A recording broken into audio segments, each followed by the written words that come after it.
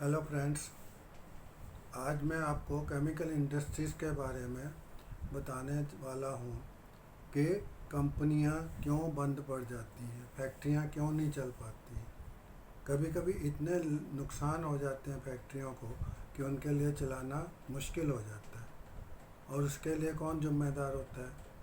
जो फैक्ट्री में काम कर रहे होते हैं, उनके ऊपर ही सारा दारोमदार रहता है कि वो ठीक से चला पा रहे हैं कि नहीं पा रहे हैं, कि कंपनी को नुकसान करते जा रहे हैं। एक कंपनी का मैं आपको बताता हूँ कि 30 साल से कंपनी थी और उसमें चारों तरफ सफ़ेद पाउडर या लम्ब्स उसके गिरते दिखते होते थे। खैर मैंने उसका पता किया, पता करने के बाद लगा कि ये क्या चीज़ है, तो ये एक हाइड्रोक्विनोन के साथ में वेस्ट था जो कि लगता था। अब ये वेस्ट क्यों बनता था, इसका एक रीज़न ये निकला कि किसी ज़माने में एक एडिटिव पाउडर था जो कि 200 किलो के बैच में 100 ml का पाउडर डालना होता था। अभी वो कांच का बीकर था, करते करते वो कांच के बीकर टूटते गए और किसी ने उसको ध्यान नहीं दिया, तो वर्कर्स ने क्या किया, अपनी मुट्ठी में भर के उसको पाउडर डालना चालू कर दिया। मुट्ठी हर एक की अलग अलग होती थी, इसलिए कम ज़्यादा होता रहता था पाउडर। बाद में यह आया कि किसी को लगा कि हाथ से डालते हैं तो गलत बात है। उसने 100 ml का प्लास्टिक का मग दे दिया कि टूटेगा नहीं। वो मग भी धीरे धीरे ख़राब हो गया, तो वो 100 ml की 200 ml की जगह वो 500 ml तक बढ़ता गया मग। और वो जो 100 ml एडिटिव पाउडर डालना था वो 500 ml पाउडर तक चला गया। और इससे कंपनी का नुकसान कितना होता रहा, आप सोचिए। अगर कोई नहीं केयर कर रहा था तो या तो केमिस्ट वहाँ का था या जो प्रोडक्शन मैनेजर था उसको नहीं पता था। और 30 साल से इतना नुकसान कंपनी का होता जा रहा था, जो एक छोटी सी इंक्वायरी के कारण के सबको बिठा के डिस्कशन करने के बाद पता लगा कि ऐसा प्रॉब्लम हुआ और इसके कारण कंपनी नुकसान में जा रही थी। अभी ये नुकसान किसके लिए है? वर्कर्स के लिए भी है और कंपनी के लिए भी है। ऐसा एक दूसरा बताता हूँ कि उसी कंपनी में एक चारकोल डालते थे और मेटॉल बनाने के लिए, पर बैच से 50 to 60% यील्ड आती थी, बाकी कहाँ जाती किसी को पता नहीं होता था। इतने सालों से वो बैच चल रहे थे मेटॉल के। तो पर यह है कि मास ट्रांसफ़र जो हो रहा था वो बहुत कम हो रहा था, पर कहीं भी बचा हुआ माल दिखता नहीं था। तब एक दिन पता लगा कि जब मैं घूम रहा था तो वो कांच का जो चारकोल वेस्ट चारकोल निकालते थे वो चमक रहा था। वो चमकने क्यों चमक रहा था जबकि वो चमकना नहीं चाहिए था? तब पता लगा कि वो उसको पानी में डिज़ोल्व करके बॉयल करके देखा, फिल्टर करके देखा, तो तब पता लगा कि उसमें मेटॉल है। अब देखिए कि हर एक बैच में इतना मेटॉल 40% मेटॉल वेस्ट होता रहा और किसी को पता नहीं चला, कंपनी का नुकसान होता रहा। तो आपके ऑब्जर्वेशन ऐसे होने चाहिए कि कंपनी को नुकसान से बचा सकें जो हो रहा है, और कैसे उसको कम किया जा सके, ये भी बहुत ज़रूरी है। इसलिए आप हमेशा इन बातों का ध्यान रखें कि क्वालिटी अगर चाहिए तो क्वांटिटी पे जोर देना पड़ेगा।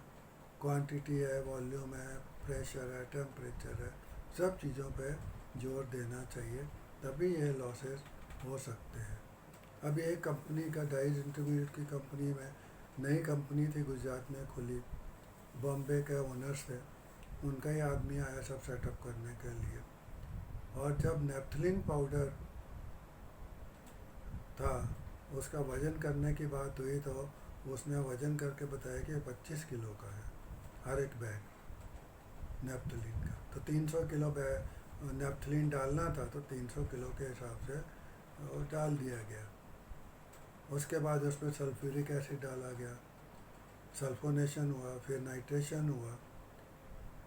बाद में पता लगा कि वो जो बैग थे जो वेस्ट में इकट्ठे किए जाते थे, उनके ऊपर देखा तो पता लगा कि उसके ऊपर 50 किलो लिखा हुआ है। अभी इनॉग्रेशन का पहला बैच ही नुकसान वाला हो गया, ख़राब हो गया, उसको कुछ नहीं किया जा सकता था। आप सोचिए कंपनी को घाटा हुआ और कैसा लगा होगा। और गलती किसकी?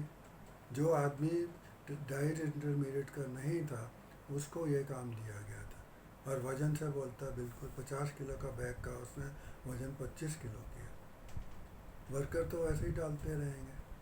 बाद में फिर प्रोडक्शन मैनेजर वगैरह अपॉइंटमेंट हुए, वो अलग बात है, पर उस समय पहला बैच जो है इस तरह ख़राब हो गया। ऐसे ही क्या है कि और भी कई इंडस्ट्रीज़ होती हैं जिनके कारण लॉसेस हो जाते हैं। एक कंपनी थी, उसमें 20,000 लीटर का टैंक था पानी का ग्राउंड फ्लोर के ऊपर, और उसको थर्ड फ्लोर के ऊपर पंप से ट्रांसफ़र किया जाता था पानी को, ताकि वहाँ पे वो गर्म किया जा सके। और वो गर्म पानी की ज़रूरत रहती थी प्रोसेस में हमेशा। पर प्रॉब्लम यह था कि पानी उतना गर्म पानी मिलता नहीं था, कम मिलता था। तो जब बॉम्बे लिखते गए हेडक्वार्टर में कि गर्म पानी का प्रॉब्लम है, गर्म पानी का प्रॉब्लम है, तो तब पता लगा, तो उनने बोला कि आप जिसने सप्लाई किया था उसको बुलाओ। सप्लायर को बुलाया गया, उसने स्पेसिफिकेशन बताया कि आपके ऑर्डर में ये पंप का कैपेसिटी का बुलाया गया था, ये उस कैपेसिटी का पंप है और ये पानी ऊपर फेंकता है थर्ड फ्लोर के ऊपर। पर प्रॉब्लम यह था, जितना चाहिए था हमको 10,000 लीटर चाहिए था, और वो 2-2,500 लीटर से ज़्यादा फेंक नहीं सकता था, इसलिए हमको गर्म पानी की शॉर्टेज हो जाती थी। अब आप सोचिए कि जिस आदमी ने पंप का डिज़ाइन दिया, उसने इन चीज़ों का उसको ज्ञान ही नहीं था कि थर्ड फ्लोर पे पानी चाहिए और गर्म पानी करना होता है, इसलिए ज़्यादा पानी चाहिए होता है। बाद में पंप बदली किया गया, पर 1 महीने तक सारे जितने भी बैचेस थे वो सब डिले होते रहे। सबकी क्वालिटी में फ़र्क आएगा, क्वांटिटी में फ़र्क आएगा, यील्ड में फ़र्क आएगा। आप सोचिए कंपनी कितने नुकसान में जा रही होगी। 1 महीने का नुकसान कम है क्या?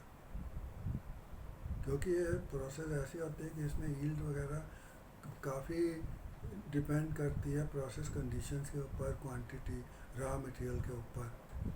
अगर आपने सल्फ्यूरिक एसिड डालना है, आपको बोला गया कि 100 किलो डालो और आपने 100 लीटर डाल दिया, तो बैच गड़बड़ हो गई ना।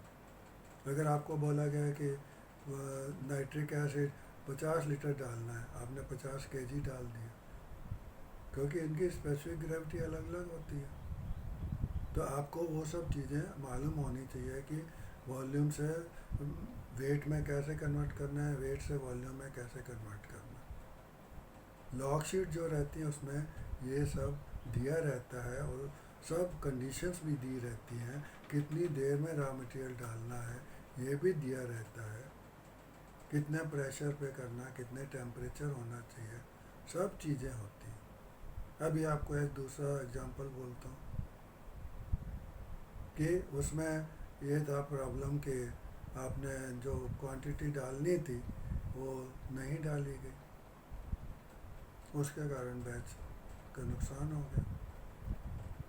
तो इस तरह आपको ये, अगर आप कंपनी को बचाना चाहते हैं और आपका अपना भी नुकसान नहीं होना देना चाहते, अगर आपका परफॉर्मेंस ख़राब है तो कंपनी आपको क्यों रखेगी। इसलिए कंपनियों को बैंकरप्ट होने से बचाने के लिए ये सब चीज़ों का आपको ध्यान रखना पड़ेगा। और आशा है आपको इस वीडियो से बहुत फ़ायदा होगा।